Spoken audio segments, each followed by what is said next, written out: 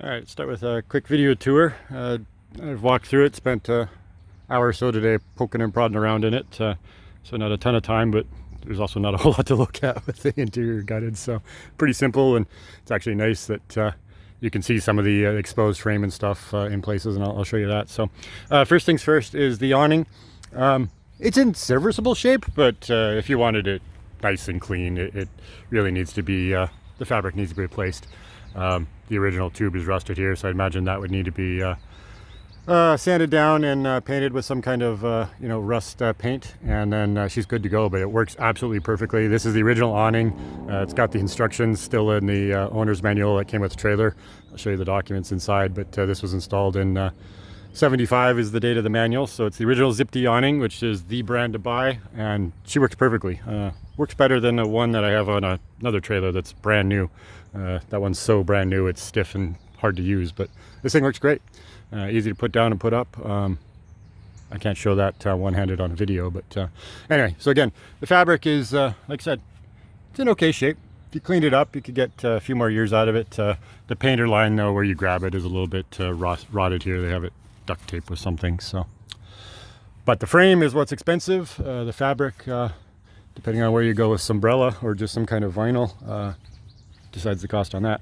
So the body on this is great. Not excellent. There's two issues that don't make it excellent. But in fact, I'll start. I don't know if I can even film it. There's a tiny little bit of dent up there. I have a dent puller, a pneumatic one, that could probably get that out. I don't know if this is showing up on camera or not with this lighting right now and the bugs out here, but a little bit of a dent and a couple of scratches. Those scratches would polish out, though, if you wanted to polish it. Oddly enough, it has modern day aluminum mag wheels. These were not factory from them. This is what they're putting on the new Airstreams these days, so they must have got a pair from the dealer and put them on. So I don't know what those cost, but I can't imagine they're cheap.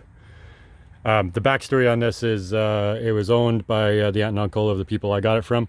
They bought it in 1996 and used it for a year, and they decided that they wanted to renovate it, so they bought all these parts and materials and supplies, and they weren't going to gut it, that they were just going to polish the outside and do all that kind of stuff to it, update it, and then they never got to it. They kind of aged out, and it's been sitting in storage since 1998 until the couple I got it from bought it from their aunt and uncle.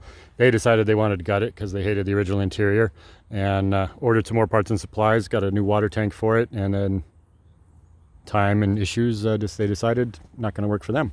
So, so that's the story on it. So again, it's dirty from my drive last night. I didn't wash her. Oh, get under here. So the belly pan and everything is in good shape. I always check that before I drive. It's got its leveler jacks on all four corners. Don't know if you can see, but there's a hold on, move over here. So there's a big exposed area here where I could crawl under, and I looked at the frame. You can see there's very little rust of any kind on it, just a little bit of surface rust. No major issues. That's where the water tank goes, and when I go inside, that hole will make sense.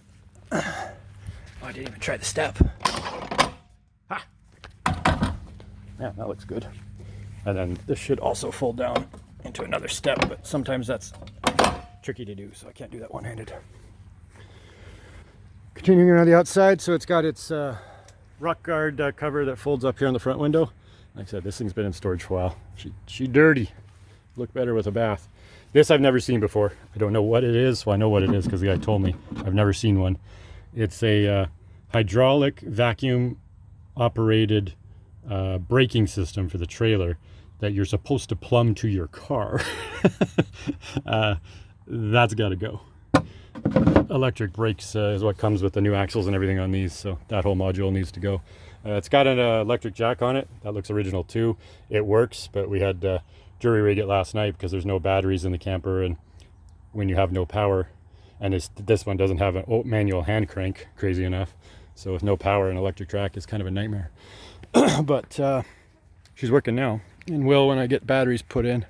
I might go to the store and buy one battery for it just to get that powered up, because I can't even drop it tonight without taking the battery of my other camper and hooking it up to power. It's coming around the back. Wow, I shouldn't be doing this at the end of the day. Horrible light right now. All the windows work, all the seals are good, as far as I was able to test already. Got your trunk storage. This is a brand new power cord. And then there's another 30-foot extension, 30 amp cord inside. And your sewer connections. Nothing in the trunk because the bathroom's been gutted. All new tail lights. I found that the 7 plug is wired wrong. When you plug it into your car, the backup lights are on all the time. And that should actually be giving constant power to the trailer. But that's a simple fix for the wiring panel inside. Holy man, the gnats are bad tonight. So the clear coat's a little bit faded up here, but again, if you guys wanted to polish it, clear coat condition isn't that important, other than that it's 99% intact and good, which means when you strip it, you're down to brand new bare aluminum from the factory. All right, so here's the only issue really on the outside of the body. Looks like something ran into it, or they got really close to backing into something and gashed it here. That's not really fixable without, I mean, the panel that it's gashed on is 3/4 of the length of the trailer, and you could put in a new panel and seam it, but if it was me, I'd either just live with it, or you could put a false panel and trim there, because the other side is a door and it's never going to be symmetrical, but nobody can look at two sides of the trailer at once. But if you're going to polish it, you could put a new piece of aluminum over that and rivet it in, and you know, it'll be patched, but it is what it is. They got a brand new window up there that they haven't cut the rivets off. That requires a special tool to do, which I have. And then the other two windows, for some reason, they didn't replace. That one's a little bit fogged up, and the other one's fairly fogged up. Over here, this piece is off, but thankfully they had it. Otherwise, that could have been a big issue, because that's really hard to find and make. It's a totally curved piece. They probably took it off because it was dented, and they banged it out, patched it. But again, here, it's kind of good because we can see the frame. And again, other than just your little bit of surface rust, she got no major issues at all. Good to see. Oh, bugs. Okay, I'm going to go inside. Okay, under the awning, I got out of the bugs. So door's in great shape. Handles work, lock works. The door handle, this doesn't have a key with it that I found working yet. There's 15 keys the guy gave me. Deadbolt locks and works from inside and out. Screen is all brand new. Again, they did start to do some work, so that's all new. Good step. Open window. New light cover on that, so it's clear. Just throw an LED light in that. Okay, let me try to film this. So I didn't really organize this. When I got there last night, they didn't have the trailer loaded up, so we just kind of threw all the parts in because it was 8:30 before I got to pick it up, and that gave me a midnight arrive home time. So we threw it in here quick, but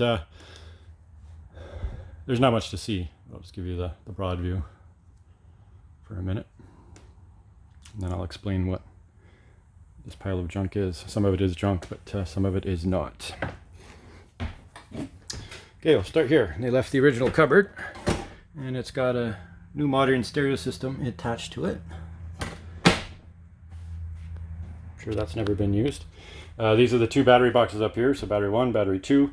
This is the original charger. I haven't plugged the camper in yet, but I'm going to in a minute to see if the converter charger works, although since it's original, for $200 or $300, probably going to replace that. And depending on if you do this, what kind of power system you want. If you want to do solar, or have an inverter so you have AC power even when you're not plugged in that runs from the battery, or just go with the old converter charger where when you're not plugged in, you have your 12-volt system, so all of your lights and radio and all that stuff would work. And then when you're plugged in, you've got your AC, fridge, and something else. Oh, outlets. The outlets, of course, the AC outlets. So this is a 12-volt fuse panel. Again, dirty like everything else, but all intact, not molested, and in working order, I'm sure. Well, I know it works because all of the trailer lights go through this, so everything on the wiring is still intact, which is a good plus. At least on the 12-volt side. If you're going to rip the walls and stuff out and redo all the AC, that's fine, but the 12-volt system, you know, is probably don't need to mess with. Still got the roller cabinets and stuff up front. So again, this whole front, that's why they didn't take these down, is all one piece. I see a lot of people, even when they remodel them, they leave that. They'll get rid of the tambour doors and just make those open shelves, or, you know, put reface it with some cabinet doors or something. Get your light and vent fan here. Well, I'm going to get rid of all these style lights when I redo mine, except for the one in the bathroom, because the bathroom is actually really good light with that. But I just don't like the style of these light fixtures, and I'm going to put in puck lights and LED lights and all kinds of modern stuff. But all of the original light fixtures are there. If you guys decide you don't want to use any of this stuff or keep it, that can be sold online. People buy these. You can buy them new. I think they're 40 or 60 bucks. But somebody, if they want the matching yellow vintage color, aged, probably still pay $20 or $30 for each of those. So back here, yeah, so the bathroom is totally gutted. But as you can see from the floor, everything's intact except for one space, which I'll show you in a second. Brand new hot water heater, never been used, never even been fired up. So I'm sure that works. Since it's never had water in it, don't have to worry about somebody the fact that it didn't winterize it right and it's going to leak the minute you put it on. AC panel. Oh, nice. They put in a ground chip on the AC circuits. So that's the main power. That's honestly, I'm not sure what that one is. This one would be the air conditioner. Oh, they have it labeled. Generator circuit. Interesting. At one time, this would have been wired to have an external generator to it. I don't know if that's still intact or not.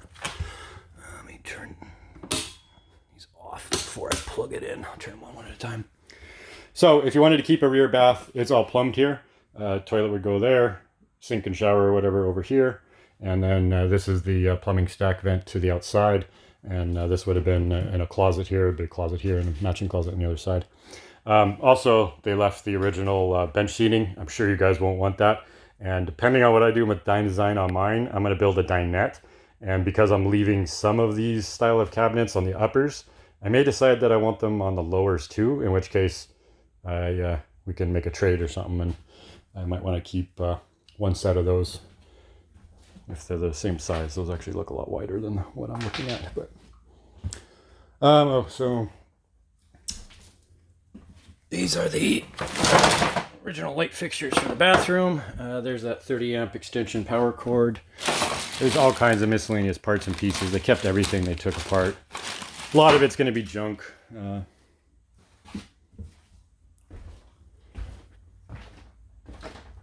Can't remember what that hole is going to be for. I'll have to look at mine because mine is still intact. Maybe they just got an access hole to get the water tank out. So I didn't move all this stuff, but I have this stacked here like this because under here, this is where the original fridge was. And there is some rot here in the floor. And then they cut all of the bad stuff out and then they were going to scab it all in. So it was the size of the refrigerator. So the refrigerator was obviously leaking for a very long time and ate the floor out there. But that's the only bad space in the camper. And the other spot I always told you to watch out for by the front door. That is just perfect. Absolutely nothing wrong with that.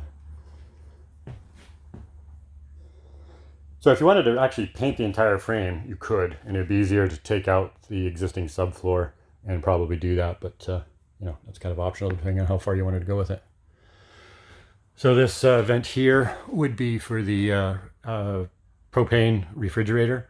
And if you wanted to put in a new AC, DC, three-way, and then propane three-way refrigerator, the propane line is all ran. They've mostly disconnected and ripped out the propane because they were going to change the layout. So it is going to need new propane lines run underneath the trailer to every fixture. But if you were going to design it, just like mine, I'm waiting to do my propane system last. So I know where the stove and oven and whatever I put in it that's going to need gas is exactly going to be. And then I'll take it to a shop here and just have them fabricate and install all new propane lines for it. Oh, so this is the other bad window. There's a window guy here in Manitowoc that they can take these apart and they rebuild them. The glass is good. It just needs to be, a new gasket and seal put on and re-sandwiched. Same thing for that foggy side over there. That almost looks like they put window tint on it to me. And then this is the, what a brand new one is. Yeah, there's the new window. I don't know if you can order those. I'll have to look. I'm sure you probably can. Okay, so I think that's it for the video. You can come see it in person, I guess, if you want to as well. This whole hodgepodge of the giant in the room. Forgot to talk about this. Get the battery box out of the way. Cover for the air conditioner. I'll find out if this works in a minute. This is the screen for the front, which I'm glad that that's there because those are hard to fabricate too. But if the air conditioner works for now, that would be fantastic, especially while you're working on it.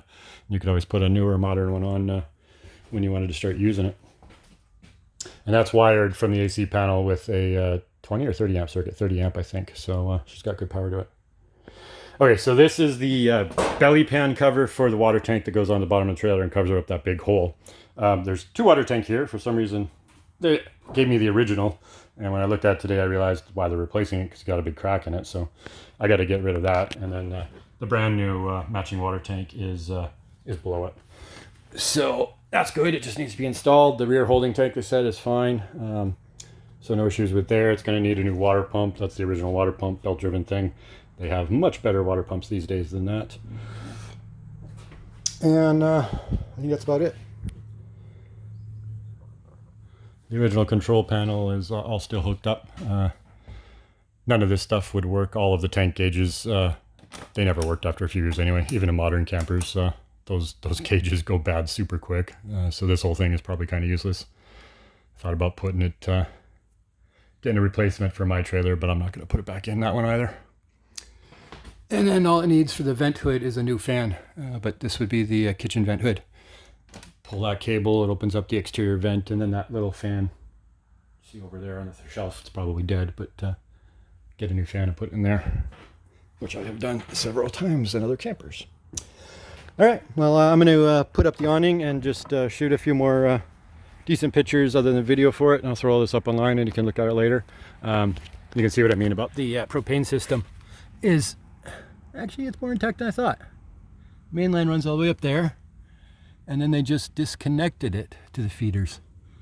So the bottom system may not be rerun. It just needs to be replumbed on the inside. Although if you're going to go that far on it,